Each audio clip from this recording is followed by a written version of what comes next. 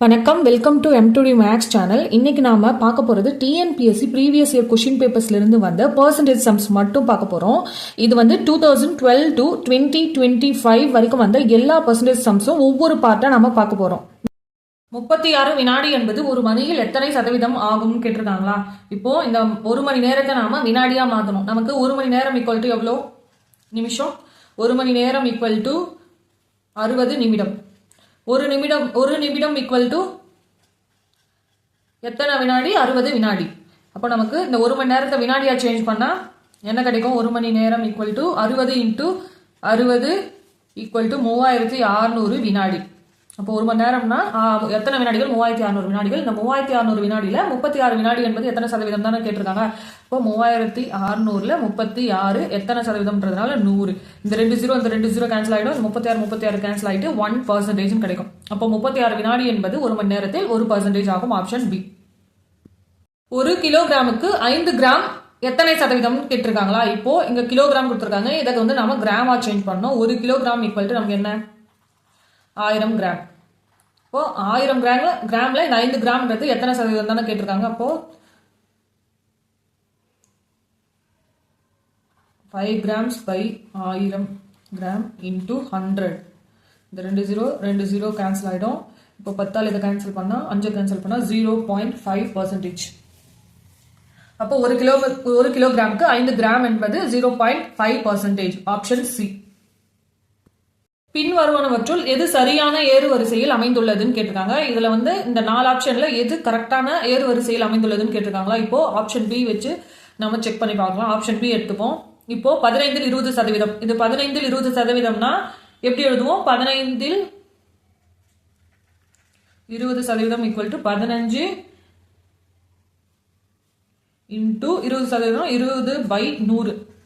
இப்போ 2 0 2 5 5 3. அப்போ 15 20% வந்து 3.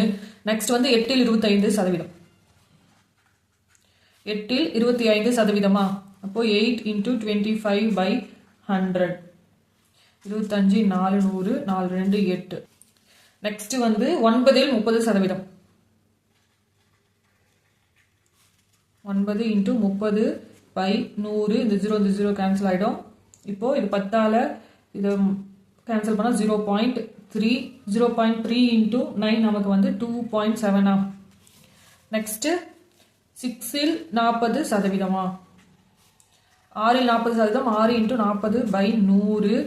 இந்த 0 2 2 5. இப்போ 5 இதை கேன்சல் பண்ணா 0.4. 0.4 இன்டூ 6 மல்டிப்ளை பண்ணா நமக்கு என்ன கிடைக்கும்? 2.4 கிடைக்குமா? இப்போ இது வந்து ஏறு வரிசையில் அமைஞ்சிருக்கா? 3 8 2.7 2.4ன்றது வந்து ஏறு வரிசையில் அமைஞ்சிருக்கு. இது வந்து ஏறு வரிசையில் எழுதணும். அப்போ ஆப்ஷன் பி கிடையாது. இப்போ இது ஏறு வரிசையில் எழுதணும்னா எப்படி எழுதுவோம்? ஃபர்ஸ்ட் வந்து சின்ன நம்பர்ல இருந்து, ஏறு வரிசைனா சின்ன நம்பர்ல இருந்து பெரிய நம்பர் போகணுமா? இங்க வந்து சின்ன நம்பர் எது? கேன்சல் பண்ணா இங்க 2 தானே வரும்.